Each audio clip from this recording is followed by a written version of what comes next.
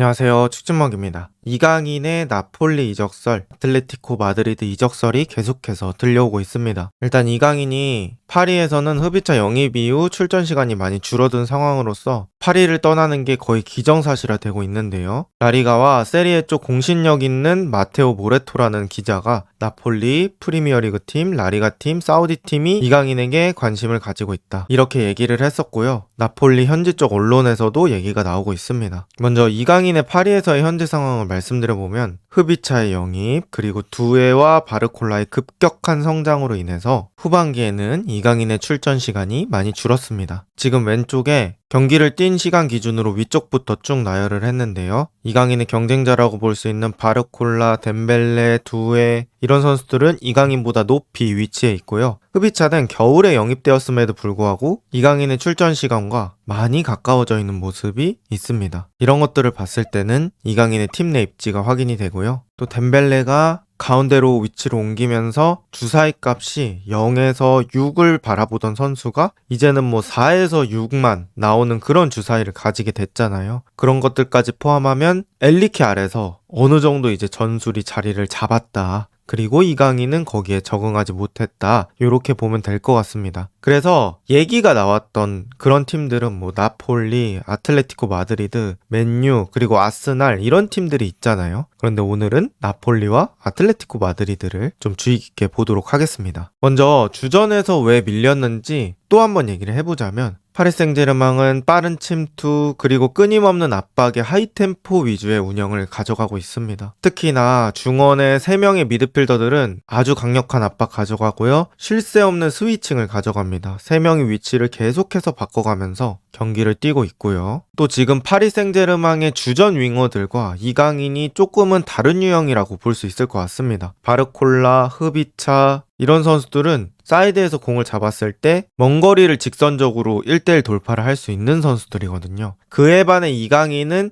약간은 공격형 미드필더 스타일의 윙어고 드리블도 잘하긴 하지만 탈압박에 특화되어 있는 그런 스타일이라고 생각을 합니다. 그리고 또 이 흡입차라는 선수가 윙어로서는 거의 만능의 재능을 가지고 있죠. 그래서 이런 여러 가지 문제로 이강인이 주전에서 밀렸다고 볼 수 있고요. 또 이강인이 약간은 애매한 평가를 받는 이유가 현대축구에서는 이 공격형 미드필더가 가지고 있었던 플레이메이킹 능력이 여러 포지션에 좀 분배가 되었다고 생각을 합니다. 중앙 미드필더가 플레이메이킹 능력을 가져갈 때도 있고, 윙어들이 플레이메이킹 능력을 보여줄 때도 있고, 심지어는 스트라이커가 자신의 자리에서 내려와서 플레이메이킹 능력을 보여줄 때도 있습니다. 게다가 이런 선수들이 또 피지컬까지 가지고 있는 경우도 있어서 이강인의 포지션이 참 애매해진 거죠. 그래서 이강인이 만약에 어느 팀을 가도 주전을 하려고 한다면 지금 가지고 있는 장점에 또 다른 장점들을 추가를 해야 됩니다. 내지는 이강인이 지금 가지고 있는 번뜩임이 훨씬 더 늘어나서 장점을 극한으로 살리는 방향도 생각해 볼 수는 있겠죠. 제가 왼쪽에 파울로 디발라라는 선수의 사진을 가져왔는데요. 사실 디발라가 제가 되게 좋아하는 선수인데 또 쓰기 약간 애매한 그런 느낌이 있는데, 왜 그러냐면 판타지스타라고 많이 부르거든요. 그러니까 9번과 10번 사이의 역할을 하는 그런 느낌인데, 이제 디발라도 자신의 조건에 맞춰주면 정말 잘하는 선수는 맞지만 또 그렇지 않았을 때는 퍼포먼스가 오르락내리락 하는 것들이 있어서 떠올려 봤고요. 이강인이 어느 팀에서도 주전을 차지하기 위해서는 조금 더 확장이 필요하다, 이렇게 보시면 될 것 같습니다. 그렇다면 일단은 이적설이 뜨고 있는 나폴리에서는 어떤 쓰임새로 쓸 수 있을까요? 나폴리가 4-3-3 내지는 4-2-3-1로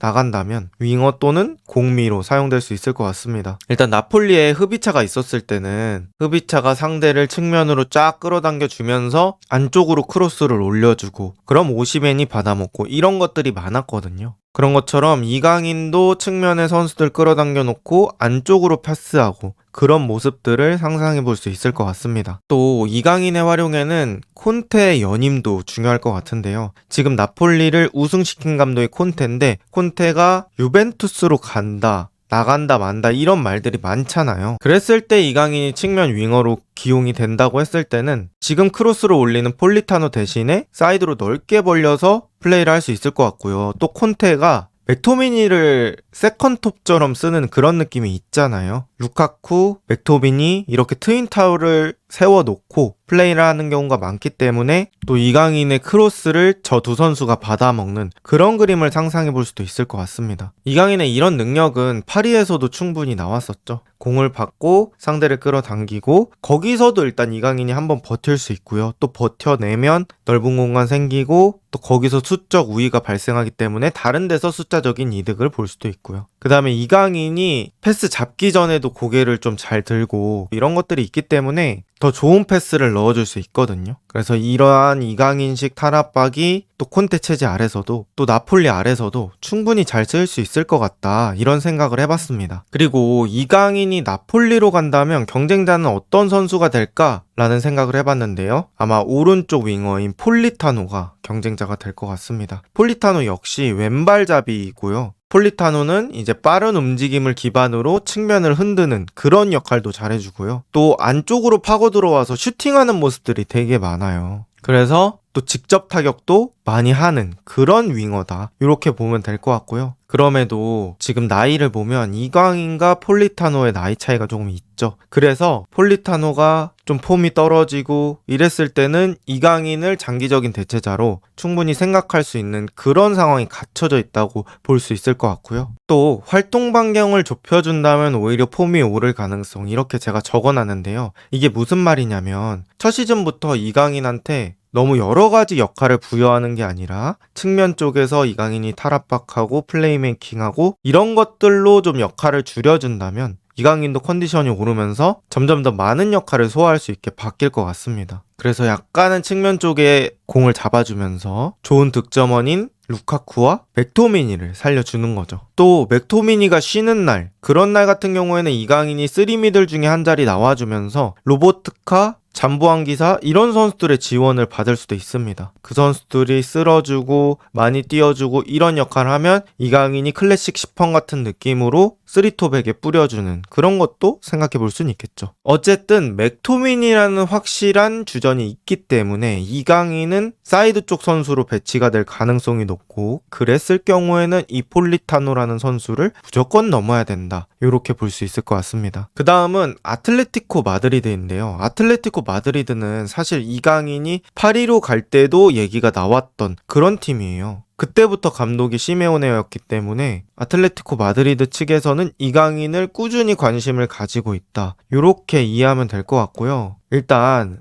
아틀레티코 마드리드는 4-4-2를 쓰는데 이강인이 여기서 뛸 수 있는 자리는 뭐 측면 미드필더 자리라든지 그리즈만이 사실 최근에 컨디션이 그렇게 좋지 않기 때문에 뭐 팀을 나간다든지 아니면 출전 시간이 줄어든다든지 할 때 이강인이 그리즈만 대신에 투톱 중에 한 자리에서 플레이메이커처럼 쓰일 수도 있습니다. 그리고 이제 아틀레티코 마드리드의 측면 미드필더로 뛰려고 한다면 수비도 상당히 좋아야 돼요. 뭐 시메오네 감독이 포백 체제로 나왔다가 사이드백들을 윙백처럼 사용하면서 6백으로 하기도 하고 5백으로 하기도 하고 경기 내에서 수비 형태 변경이 정말 많거든요.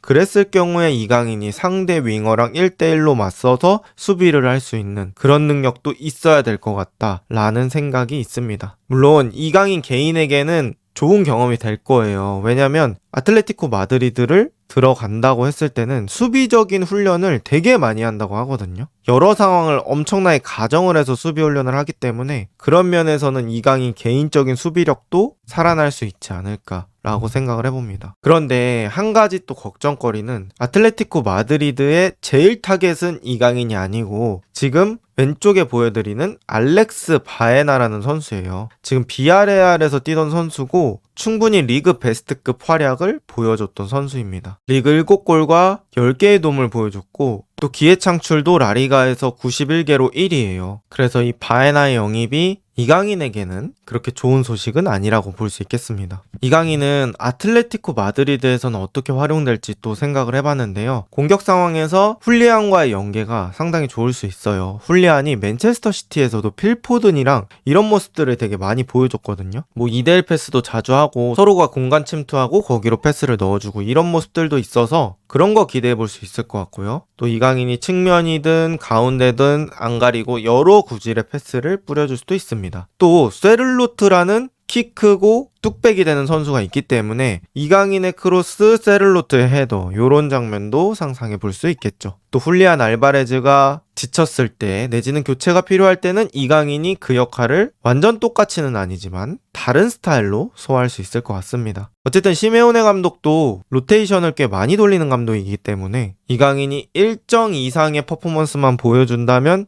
꽤 기회를 받을 수도 있지 않을까라는 생각이고요. 또 현실적인 고민을 보자면 이강인이 현대축구에서 대부분 요구되는 피지컬, 활동량 이런 것들은 완벽하게 가지고 있다고 볼 수는 없어서 요거에 대한 상승이 또 중요 포인트가 될 것 같고요. 이강인이 윙어로 따졌을 때 엄청 빠른 스피드를 가진 건 아니기 때문에 또 그런 것도 약간은 약점이 될 수 있을 것 같습니다. 그리고 세리에 프리미어리그 이렇게 간다고 하면 새로운 언어도 익혀야 되기 때문에 고민거리가 될 수 있고요. 이제는 이강인이 증명해야 하는 시기입니다. 우승권에 주전이 되려면 어쨌든 간 이강인이 약점을 극복해야 플레이 타임이 늘어날 것이고 그러한 늘어난 플레이 타임을 바탕으로 또 경험이 누적될 겁니다. 그래서 이런 경험이 누적되기에는 아주 중요한 시기고요. 잘 맞는 팀에 간다면 대성할 수 있지 않을까라는 생각이고 이강인은 지원받으면 충분히 그 기대값을 넘어줄 수 있는 선수라고 생각을 하거든요. 그래서 팀을 잘 골라야 되지 않을까 싶고 이강인이 나이가 2001년생이기 때문에 지금은 자리 잡기 시작할 시기예요. 뭐 고든, 파머, 엔소, 팀버 다 2001년생이거든요. 그래서 이런 선수들을 봤을 때는 이강인도 어느 한 팀에 딱 들어가서 주전으로 자리 잡고 활약하는 모습을 보고 싶습니다. 여러분의 생각은 어떠신가요? 이번 영상은 여기까지입니다. 좋은 하루 보내세요.